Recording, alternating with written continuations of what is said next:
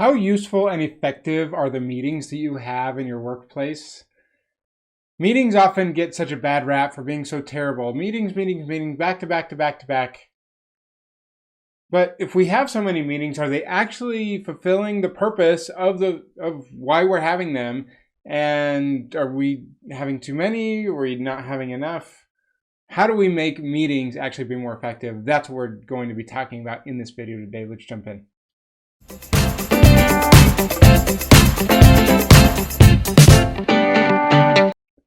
Okay, so I have plenty of pet peeves and issues when it comes to a typical business meeting. And so I want to talk about a few ideas that are going to help you turn your meetings into productivity enhancers. And I'm not just talking about like, make sure you have an agenda and a purpose and all that stuff.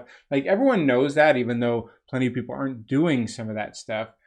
But let's talk about a few things that maybe we don't always have and why people tend to come into meetings and their energy drops instead of accelerates. So first of all, we need to bring the energy. So if you're just sitting around and saying, hey, welcome, and we're waiting for people who are showing up 5 minutes late, that is completely reducing the impact of the meeting. So start on time, expect people to be there on time.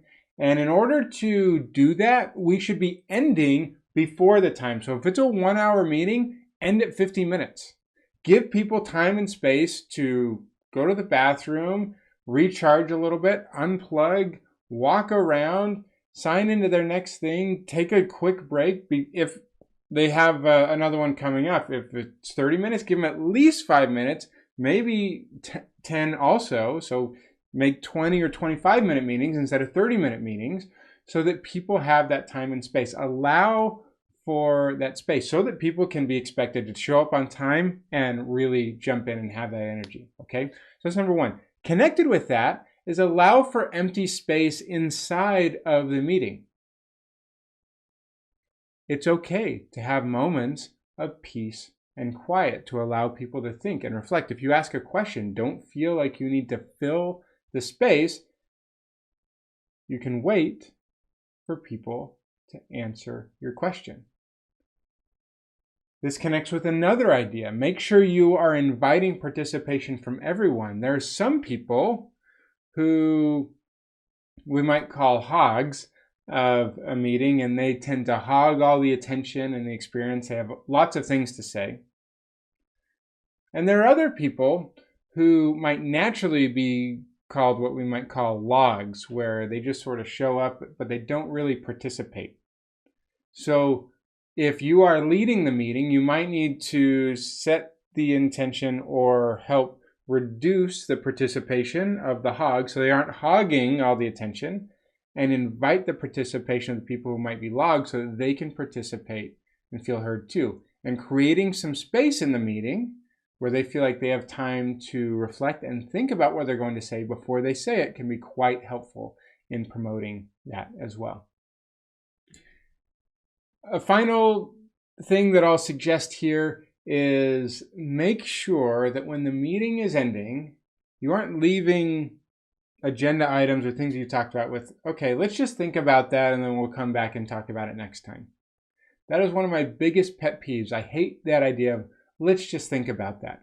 Because does anyone actually think about that between now and then? No, because they have 10 other things on their mind that as soon as they leave the meeting, they're going to be working on. So please, please, please give an assignment. Give it to someone to lead or say, hey, make sure to read this or look up this or have input on these 3 things, and then we will make a decision next time if that needs to happen, if it's not time to make that decision yet. But make a decision or an assignment. Don't just leave it broadly open-ended to let's think about that, because then you're going to have progress and momentum that continues after the conversations that you've had. When done well, meetings are an opportunity to be collaboration accelerators, to bring the right people together, to have the discussions that need to be had and connect together to do some great work and create plans that are going to be transformation. When done poorly, meetings are innovation and productivity killers. They're expensive. the time that it takes to get people together is very expensive. So make sure that each meeting you have is worth that time and attention of everyone present. My name is Jeff Perry. I'm a leadership and career development expert, and I'm the author of The Intentional Engineer. And I help organizations and teams create connection with intention to unlock productivity, collaboration, creativity, and innovation in their organizations and teams.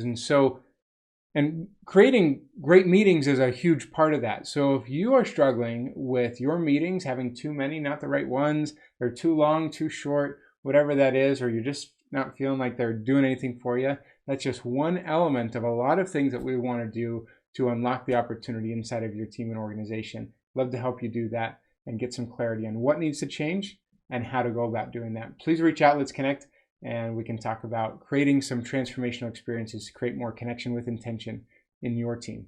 Thanks so much. Hope to see you on the next one.